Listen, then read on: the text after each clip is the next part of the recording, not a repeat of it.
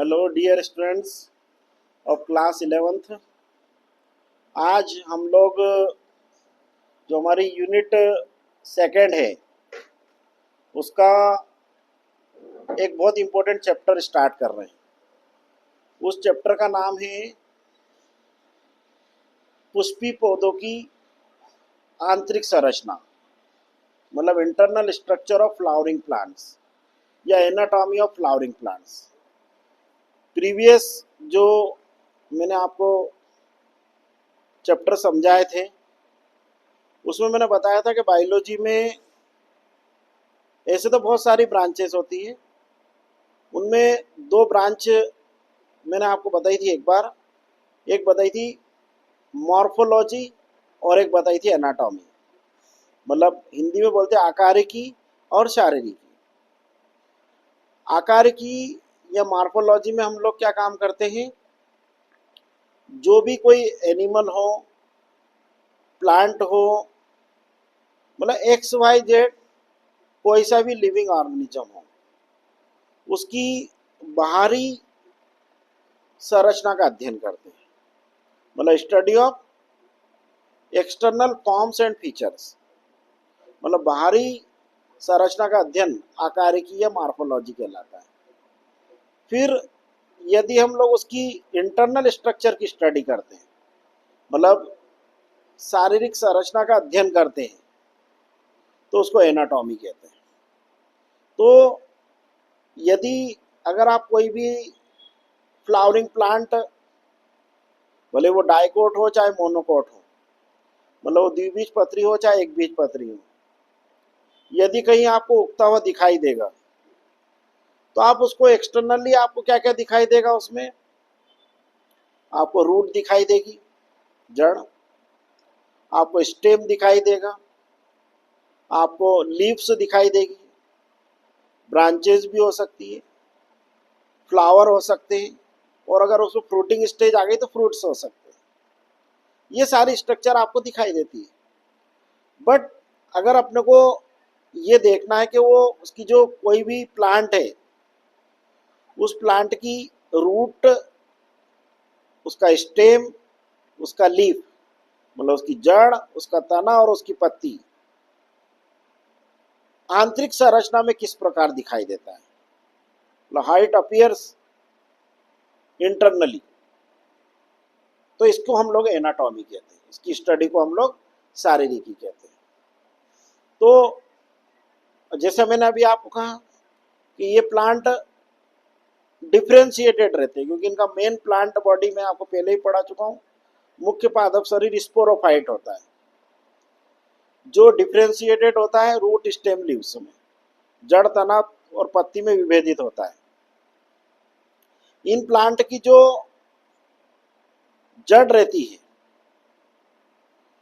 उसकी आंतरिक संरचना का अलग प्रश्न आता है, तने की आंतरिक संरचना का अलग प्रश्न आता है, पत्ती की आंतरिक संरचना का अलग प्रश्न आता है, मतलब तीनों अलग अलग कॉन्सेप्ट हो गए।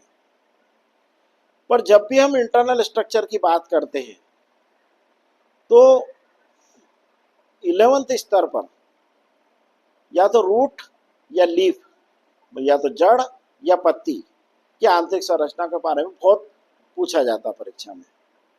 तो आज हमारा जो कॉन्सेप्ट है वो हम पढ़ेंगे कि जो जड़ होती है वो कैसी दिखाई देती है, मतलब जड़ की आंतरिक संरचना किस प्रकार की दिखाई देती है। अब जैसे मैंने अभी आपको कहा कि ये जो एंजियोस्पर्मिक प्लांट है, इनके दो बड़े समूह हैं, एक आपका डाइकोट होते हैं और एक मोनोकोट होते हैं, मतलब एक द्विबीजपत्री होते हैं और एक बीजपत्री होते हैं। तो ऑब्वियसली जब प्लांट अलग अलग है तो इनकी स्ट्रक्चर भी अलग अलग होगी। तो सबसे पहले हम लोग इन दोनों की, डाइकोट और मोनोकोट प्लांट की जो रूट होती है उसकी इंटरनल स्ट्रक्चर के बारे में पढ़ेंगे। फिर हम इन दोनों की इंटरनल स्ट्रक्चर में क्या मेजर डिफरेंस है वो हम लोग कंपेयर करेंगे, उनकी हम तुलना करेंगे। तो सबसे पहले हम लोग उसकी आंतरिक संरचना के बारे में पढ़ते हैं। अब यदि ये प्रश्न आया कि जड़ की संरचना, तो क्वेश्चन ऐसा आएगा, द्विबीजपत्री जड़ की आंतरिक संरचना का वर्णन कीजिए। Describe the internal structure of dicot root. अब अगर डाइकोट का नहीं पूछा तो फिर मोनोकोट का पूछ लेंगे। प्रश्न ऐसे ही बनेगा। कैसा प्रश्न बनेगा? एक बीजपत्री जड़ की आंतरिक संरचना का वर्णन कीजिए। Describe the internal structure of monocot root. आप सभी को मालूम है कि रूट जो है पौधे का बहुत इंपॉर्टेंट पार्ट होती है। आप सभी को मालूम है, पहले भी पढ़ा है मैंने। रूट जो होती है वो बीज के मूलांकुर से या रेडिकल से डेवलप होती है। अब उस रूट की इंटरनल स्ट्रक्चर को यदि अगर आपने को देखना है तो हम लोग उसको प्रैक्टिकली कैसे देखेंगे? तो इसके लिए हमें उस रूट की सेक्शन काटनी पड़ेगी, मतलब उसकी काटनी पड़ेगी। इसके लिए हमें क्या काम करना पड़ेगा? कोई भी डाइकोट प्लांट है उसकी एक रूट लेके आएंगे। उस रूट को हम लोग ब्लेड से उसका ट्रांसवर्स सेक्शन काटेंगे, उसकी अनुप्रस्थ काटेंगे। ट्रांसवर्स सेक्शन कैसे काटते हैं? जैसे सपोज करो ये रूट है, इस रूट को का अपने को ट्रांसफर सेक्शन काटना है, तो हम लोग एक ब्लेड लेंगे। उस ब्लेड से इसका एक बहुत ही थिन सेक्शन काटेंगे। जितना पतला से पतला हो सकता है उतना सेक्शन हम काटेंगे। क्यों? क्योंकि पतला का यहाँ पे इसलिए काटने का मतलब है कि उसकी हम लोगों को स्लाइड बनाना है, और जब उसको स्लाइड पे हम रखेंगे तो उसके ऊपर हम लोगों को कवर स्लिप रखना पड़ेगी। और जब कवर स्लिप रखेंगे तो वो कवर स्लिप उतना मोटा सेक्शन नहीं होना चाहिए कि कवर स्लिप उसके ऊपर सही से चिपके ना। तो सबसे पहला काम क्या हो गया अपना? सिलेक्शन। कोई सा भी डाइकोट प्लांट है उसकी रूट के अपन टीएस काटेंगे, ट्रांसफर सेक्शन, हिंदी में बोलते हैं अनुप्रस्थ काट। फिर उसको हम अच्छे से स्टेन करेंगे। स्टेन के लिए स्पेशल टाइप का स्टेन आता है जो हर बायोलॉजी की लैब में अवेलेबल रहता है। उस स्टेन का जो कॉमन स्टेन हो उसका नाम होता है सेफ्रेनिन। सेफ्रेनिन स्टेन से हम उसे स्टेन करेंगे, रंगेंगे। उसके बाद स्टेनिंग करने के बाद, और स्टेनिंग बहुत ज़्यादा डार्क नहीं करेंगे, ओनली फॉर 2 to 3 मिनट्स, 2 से 3 मिनट तक हम लोग उसको स्टेन में रखेंगे। और स्टेन में से उसको फिर निकाल कर उसको वापस क्लीन वाटर से साफ करेंगे, मतलब धोएंगे। उसके बाद उसको, उस सेक्शन को हम लोग स्लाइड पे रखेंगे। स्लाइड ऐसी कांच की रहती है, स्लाइड पे रखेंगे। और स्लाइड पर रखने के बाद उसके ऊपर माउंटिंग एजेंट डालेंगे। माउंटिंग एजेंट के रूप में हम लोग अलग अलग टाइप के माउंटिंग एजेंट आते हैं, ठीक है ना। उसमें कैनेडा बाल्सम भी आता है, ठीक है ना, और भी बहुत सारे टाइप के ऐसे माउंटिंग एजेंट आते हैं। ग्लिसरीन भी रहता है अपना, जो ग्लिसरीन जो चीज़ सिंपल हम लोग अपने घरों में भी यूज करते हैं ठंड के दिनों में, ग्लेशियल एसिटिक एसिड, GA, उसका यूज कर सकते हैं माउंटिंग एजेंट के रूप में। ग्लिसरीन की एक ड्रॉप डालेंगे, और ड्रॉप डालने के बाद उसके ऊपर हम लोग कवर स्लिप रखेंगे। कवर स्लिप रखने के बाद, कवर स्लिप जब हमारी उसके ऊपर रख जाएगी तो उसको फिर हम लोग थोड़ी देर ड्राई करेंगे, मतलब सुखाएंगे। उसको सूखने के लिए हम लोग उसे रूम टेम्परेचर पे रख देंगे। रूम टेम्परेचर पे रखने के बाद उसको हम लोग माइक्रोस्कोप के अंदर देखेंगे। यदि अगर आपने डाइकोट प्लांट की रूट का सेक्शन काटा है और जब उसे माइक्रोस्कोप में आप देखोगे तो उसकी माइक्रोस्कोप में आपको ऐसी इंटरनल स्ट्रक्चर दिखाई देगी। यही डायग्राम आप लोगों को परीक्षा के अंदर भी बनाना है, जैसा भी प्रश्न। हालांकि ये जो मैंने आपको समझाया ये प्रैक्टिकल चीज समझा दी। अब अपना थ्योरी का पेपर है, तो थ्योरी में ये सब चीजें नहीं पूछते। थ्योरी में तो आपसे डायरेक्ट प्रश्न पूछा उन्होंने कि डाइकोट प्लांट की रूट की आंतरिक संरचना का वर्णन कीजिए। Describe the internal structure of dicot plant root. तो उसमें अपने को ऐसा दिखाई देगा। जब भी हम रूट की एनाटॉमी को ऑब्जर्व करते हैं तो हम उसमें हम आउटसाइड टू इनसाइड जाते हैं। तो उसमें अलग अलग हमें लेयर्स दिखाई देती है। सबसे पहली जो लेयर दिखाई देती है वो दिखाई देती है एपिब्लेमा। एपिब्लेमा जो रहता है वो सबसे आउटर मोस्ट लेयर होता है, और उस एपिब्लेमा से कुछ आउटग्रोथ्स निकली होती है, अतिवृद्धियां निकली होती है। इन अतिवृद्धियों को हम लोग मूल रोम या रूट हेयर्स कहते हैं। जब हमने रूट की बाहरी स्ट्रक्चर के बारे में मैंने आपको बताया था कि एक टिपिकल रूट में कितने पार्ट होते हैं, तो उसमें आपको एक पार्ट बताया था रूट हेयर, जो कि रूट का बहुत इंपॉर्टेंट पार्ट होता है, और उसके द्वारा रूट या जड़ मिट्टी में से, मृदा में से जल और खनिज लवणों का अवशोषण करते हैं, मतलब absorption of water and minerals from the soil. This is the important function of root hair. Root hair का या मूल रोम का ये कार्य होता है। फिर उसके बाद एपिब्लेमा के नीचे मल्टी लेयर आपको कार्टेक्स दिखाई देता है। ये कार्टेक्स जनरली पेरेनकाइमा सेल का बना होता है, पेरेनकाइमेटस सेल से बना होता है। पेरेनकाइमा एक टिश्यू होता है, एक ऊतक होता है, सिंपल परमानेंट टिश्यू, मतलब सरल स्थायी ऊतक का एक प्रकार होता है पेरेनकाइमा।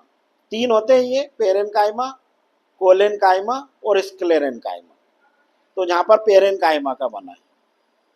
फिर कार्टेक्स के नीचे सिंगल लेयर एंडोडर्मिस होती है। एंडोडर्मिस भी पेरेनकाइमा सेल से मिलकर बनी होती है। एंडोडर्मिस के नीचे सिंगल लेयर पेरिसाइकल होती है। पेरिसाइकल के बाद आता है आपका वास्कुलर बंडल, संवन बंडल। वास्कुलर बंडल या संवन बंडल की जब भी हम बात करते हैं तो इसमें जाइलम और फ्लोएम दोनों आ जाते हैं, मतलब जाइलम और फ्लोएम को कलेक्टिवली हम लोग वास्कुलर बंडल कहते हैं, संवन बंडल कहते हैं। मैं आपको एक गुरु मंत्र दे रहा हूँ, बहुत वन वर्ड क्वेश्चन है, भले वो डाइकोट रूट हो चाहे मोनोकोट रूट हो, मतलब एक बीज पत्री जड़ हो चाहे वो द्विबीजपत्री जड़ हो, जड़ों में हमेशा अरी, हिंदी में, अंग्रेजी में रेडियल वास्कुलर बंडल पाए जाते हैं। रेडियल वास्कुलर बंडल या अरी वास्कुलर बंडल का मतलब ये होता है कि जाइलम और फ्लोएम अलग अलग होते हैं और एक ही रेडियस पे पाए जाते हैं, मतलब एक ही सम्मति, मतलब एक ही उसमें अक्ष में पाए जाते हैं। इस प्रकार के वास्कुलर बंडल को रेडियल वास्कुलर बंडल या अरी वास्कुलर बंडल कहते हैं, मतलब जाइलम और फ्लोएम अल्टरनेट होता है, जाइलम फ्लोएम, जाइलम फ्लोएम, ऐसे। तो ये बहुत इंपॉर्टेंट क्वेश्चन हो गया आपका। अगर आपसे कोई पूछे कि जड़ों में किस प्रकार के संवहन बंडल पाए जाते हैं, which type of vascular bundles are found in roots, तो उसका सही उत्तर हो जाएगा आपका अरी, हिंदी में, अंग्रेजी में रेडियल। जो डाइकोट प्लांट होते हैं, अब अपन इसकी पहले डाइकोट प्लांट की एनाटॉमी समझ रहे हैं, वो मैंने बीच में आपको एक वन वर्ड क्वेश्चन समझाने के लिए ये समझा दिया। अपना हो गया था एंडोडर्मिस, पेरिसाइकल, वास्कुलर बंडल। फिर उसके बाद वास्कुलर बंडल के बाद इसमें सेंट्रल में पिथ होता है, वो भी पेरेनकाइमेटस सेल्स के मिलकर बना होता है। जो पेरिनियल डाइकोट प्लांट्स होते हैं, पेरिनियल डाइकोट प्लांट्स मतलब बहुवर्षीय द्विबीजपत्री पौधे। उन पौधों में क्या होता है कि कैम्बियम डेवलप हो जाता है। उस कैम्बियम के कारण इन डाइकोट प्लांट की जो जड़ें रहती है, जैसे नीम है, पीपल है, बरगद है, पलास है, ये सारे जो प्लांट है ये पेरिनियल प्लांट है, मतलब बहुवर्षीय पौधे।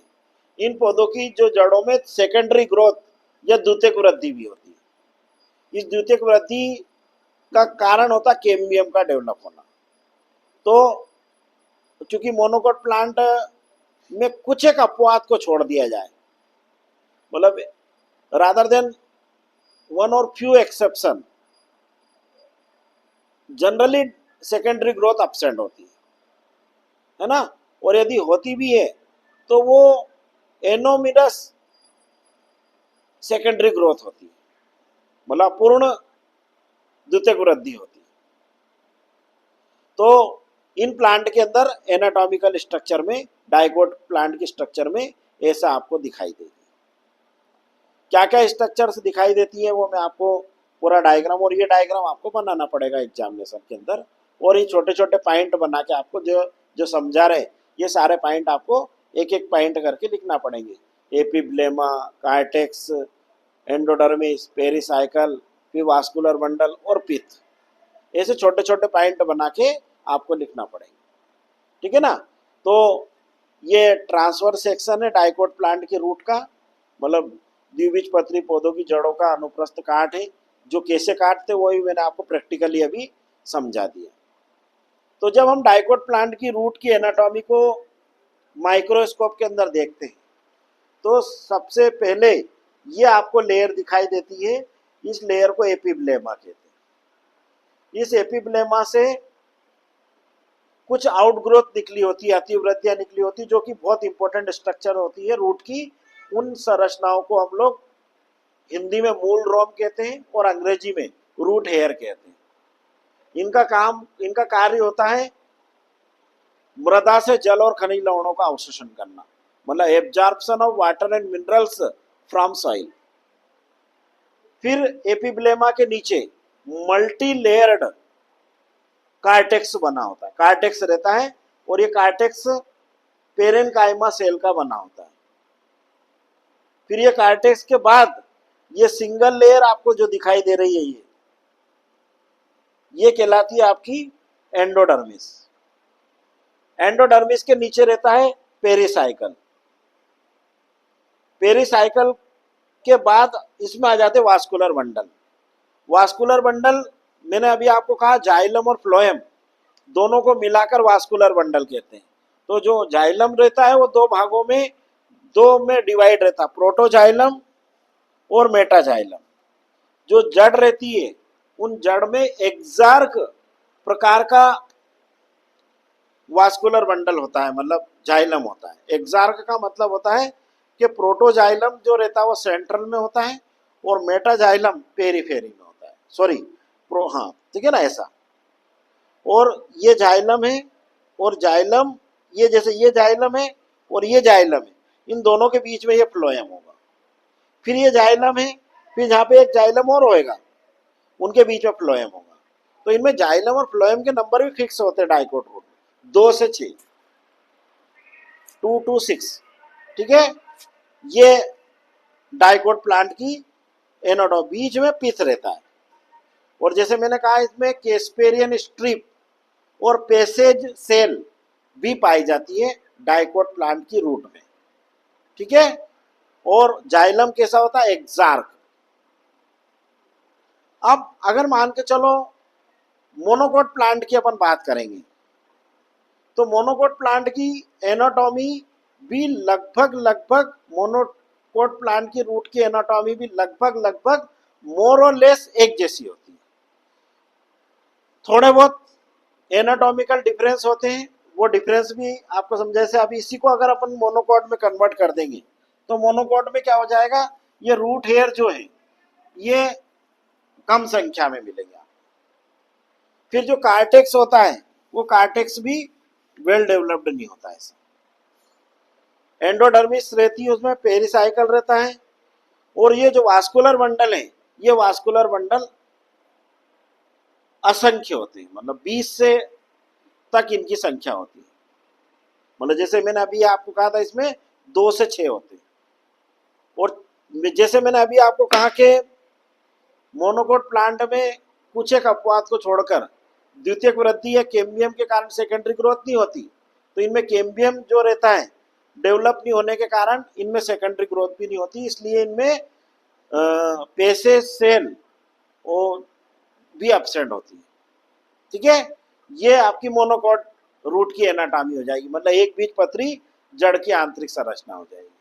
क्या क्या हो जाएगा उसमें, एपिब्लेमा, कार्टेक्स, एंडोडर्मिस, पेरिसाइकल, फिर जाइलम, फ्लोएम। जाइलम फ्लोएम की संख्या ज्यादा होगी, जितने जाइलम होंगे उतने फ्लोएम होंगे, मतलब 6 से ज्यादा होंगे, लगभग 20 तक। ठीक है ना।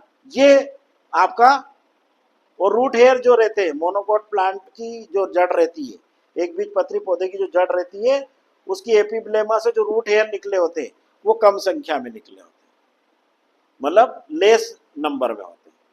ये आपका जाइलम दोनों जड़ों में जाइलम एक्सार की प्रकार का होता है और वास्कुलर बंडल भी रेडियल होते हैं। ये सर्वमान्य सत्य, ये आपको मानना पड़ेगा और याद करना पड़ेगा कि भले वो डाइकोट हो चाहे मोनोकोट हो, जाइलम एक्सार्क होगा और आपका वास्कुलर बंडल रेडियल होंगे, अरी, ठीक है ना। ये आपका मोनोकोट प्लांट की एनाटॉमी हो जाएगी। अब एग्जामिनर का भी कभी क्या करता है कि इन दोनों के स्ट्रक्चर ना पूछते हुए इन दोनों में कंपैरिजन पूछ लेता है।